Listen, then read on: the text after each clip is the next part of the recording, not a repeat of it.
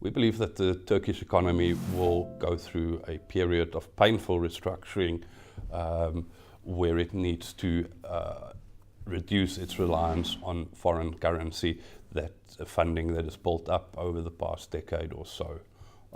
For the Turkish banks, this will impact very negatively on their profitability as they would have to take increased impairment charges in a weakening macroeconomic environment.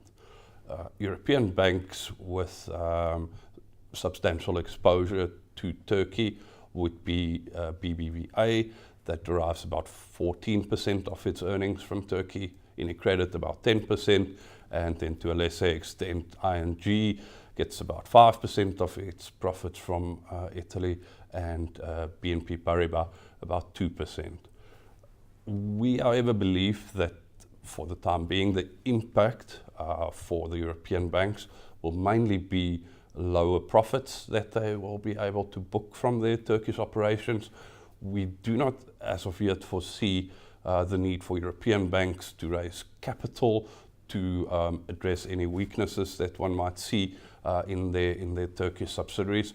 We believe that even though Turkish banks will have to take quite substantially a higher provisions against non-performing loans, they do have quite significant profitability, levels of profitability before provisions, which allows it to absorb some of the higher provisions.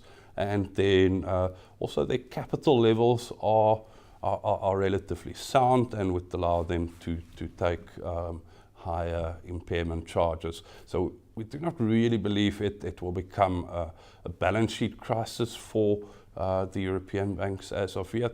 But we do believe that the news flow out of Turkey will continue to be negative, and it will have continued negative impact on the share prices of especially BBVA and UniCredit, that's got the greatest exposure to Turkey.